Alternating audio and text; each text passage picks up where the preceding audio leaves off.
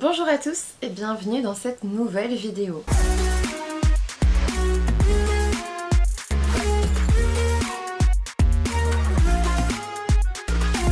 Aujourd'hui je vais vous présenter ma pioche à lire du Black November. Comme d'habitude, pioche à lire ça veut dire que je fais une liste de livres que j'ai très envie de lire en ce mois de novembre pour le challenge de Séverine. Donc il est bien ce livre, le Black November.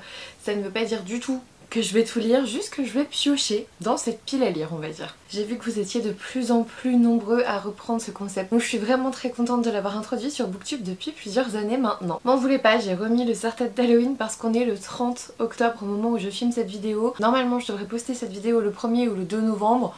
Clairement, on sera encore dans le mood Toussaint, Halloween, tout ça, hein, je pense. Vous allez voir, dans cette pioche à lire, je n'ai pas vraiment regardé les consignes de Séverine. Je suis désolée Séverine, mais dans la plupart des challenges que je fais, je ne prends pas en compte les consignes. C'est-à-dire que pour moi, le Black November, c'est simplement le fait, pour moi en tout cas, de lire plus de thrillers en novembre que les autres mois. Donc en effet, j'ai mis que des thrillers dans cette pioche à lire, mais j'ai pas trop regardé les trucs à lire première semaine avec telle consigne et tout ça. Je suis nulle dans le respect de tout ça, donc j'ai décidé de ne pas le faire. Par contre, j'ai mis pas mal de poches dans cette pioche à lire comme vous allez voir, donc pas mal de livres qui pourraient vous faire envie et qui vous coûteront pas trop cher si c'est le cas. Le premier roman que j'ai mis, il s'agit de Avec tes yeux de Cédric Cyr aux éditions Pocket. Il s'agit d'un cadeau que j'ai eu, je crois que c'était par Steph de Pixie Booking je crois, pour mon anniversaire. Donc oui, en effet, je l'ai mis là dans cette pioche à lire, j'ai très envie de me le faire. J'ai rencontré Cédric Cyr aux Aliénales début octobre et j'ai beaucoup aimé cette rencontre. Donc voilà, on m'a dit de plutôt commencer par Avec tes yeux que Avec la saignée. Je vais suivre ce conseil. Dans cette histoire ensuite, Thomas, qui n'arrive plus à dormir, on vous dit qu'il fait d'épouvantables rêves qui le réveillent en sursaut et l'empêchent de se rendormir. Et en plus, après une séance d'hypnose destinée à régler ses problèmes d'insomnie, il devient la proie d'étranges visions et en gros par les yeux d'un autre il se voit torturant une jeune femme. Persuadé qu'un meurtre est effectivement en train de se produire, il part à la recherche de la victime. Et on vous dit le cauchemar de Thomas ne fait que commencer. J'ai très envie de découvrir ce roman cauchemardesque du coup. Ensuite là aussi on est sur un poche qu'on m'a offert un cadeau. J'ai mis Juste avant de mourir de S.K. Tremaine aux éditions Pocket. Ici on est avec Kat qui a voulu mettre fin à ses jours. Elle va être frappée d'amnésie rétrograde et du coup elle sait plus trop pourquoi elle a voulu mettre fin à ses jours. Avec Adam et leur fille, ils ont une vie qui semble plutôt pas mal dans une lande sauvage, mais voilà, elle aime cette vie-là.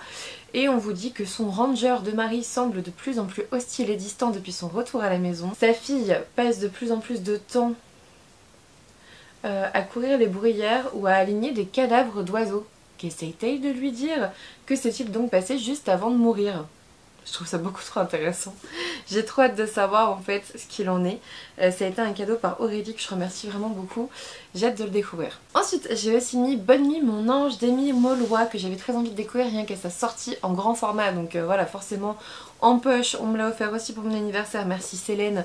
J'avais encore plus envie de le découvrir. On suit Sam et Annie. Sam est psychiatre je crois ou psychologue, enfin dans tous les cas il est thérapeute on vous dit. Et il reçoit la plupart de ses patients chez lui mais en fait dans le cabinet qu'il a fait construire, enfin qu'il a au rez-de-chaussée je crois ou à la cave, je ne sais plus, au rez-de-chaussée de la maison, voilà, parce que dans la cave ça fait un peu bizarre.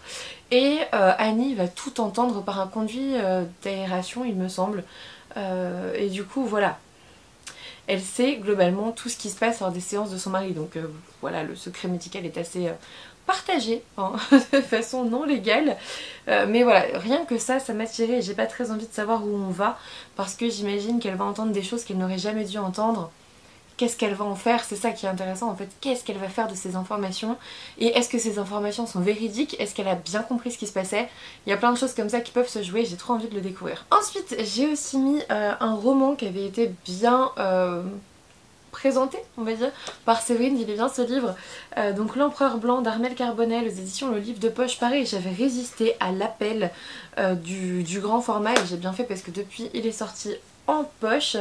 On est avec 5 auteurs de romans noirs qui se retrouvent à Crescent House, qui est une maison isolée dans l'Arkansas. Et en gros, ils font un week-end de création dans une ambiance propice à l'imagination la plus lugubre, on vous dit. La rumeur locale prétend qu'en 1965, un écrivain nommé Bill Ellison y aurait été assassiné par des membres du Ku Klux Klan. Et on vous dit même qu'il aurait lui-même tué son épouse avant de se donner la mort. Voilà, il y a plusieurs rumeurs qui circulent sur ce lieu-là. et forcément les invités de Crescent House vont disparaître l'un après l'autre. Qu'est-ce qui se passe dans cette maison, dans cette retraite de week-end? J'ai hâte de le découvrir. Je n'ai vu que des bons avis dessus, donc vraiment j'ai hâte de me faire mon propre avis. Ensuite, je ne pouvais pas faire ce Black November sans lire l'un des romans favoris de Séverine, enfin dont elle parle souvent, L'enfant au caillou de Sophie Loubière aux éditions Pocket. Dans cette histoire on suit Elsa Préau qui est une retraitée ordinaire et qui va pas mal épier la famille qui vit à côté, pardon. Vous savez, comme pas mal de commères qui sont retraités, quoi, tout simplement. Et on a justement ses voisins qui ont 2 enfants et un troisième apparaît parfois, triste, maigre, visiblement maltraité. Bref, j'ai pas envie d'en savoir plus parce que je me doute que ça va être très bizarre et qu'à mon avis c'est peut-être dans l'histoire dans la tête de cette retraitée, pardon, que c'est un peu bizarre. Je sais pas, on verra bien, j'ai hâte de découvrir l'un de ses gros coups de cœur. On arrive bientôt à la fin des poches. J'ai aussi mis Sébastien Fitzek Thérapie aux éditions Le Livre de Poche. Là aussi on suit un psychiatre. Donc on suit Josie, 12 ans, la fille du célèbre psychiatre berlinois Victor Larens, qui est atteinte d'une maladie qu'aucun médecin ne parvient à diagnostiquer. Un jour, après que son père l'ait accompagnée chez l'un de ses confrères, elle disparaît. 4 ans ont passé, Larens est toujours sans nouvelles de sa fille quand une inconnue frappe à la porte. Anna Spiegel, romancière, prétend souffrir d'une forme rare de schizophrénie. Les personnages de ses récits prennent vie sous ses yeux. Or, le dernier roman d'Anna a pour héroïne une fillette qui souffre d'un mal étrange et qui s'évanouit sans laisser de traces. Le psychiatre n'a dès lors plus qu'un seul but obsessionnel, connaître la suite de son histoire. Et où est sa petite fille, quoi. J'ai pas forcément apprécié les derniers, le dernier Sébastien Fitzek que j'ai pu lire, donc j'espère vraiment que Thérapie me plaira. Voilà. Et enfin, là encore, c'est un petit clin d'œil à Séverine, mais en même temps, c'est le Black November, c'est son challenge, donc c'est normal. J'ai mis L'aveuglement de José Saramago aux éditions Point, ou José Saramago, je ne sais pas. C'est un roman que j'ai acheté avec elle, ou elle me l'a offert, je sais plus, à Saint-Maur. Et en gros, on a cette épidémie où tout le monde devient aveugle. Et en dehors d'une seule femme qui n'est pas frappée par cette blancheur lumineuse. Et en gros, est-ce qu'elle va réussir à les guider hors des ténèbres désertées par l'humanité?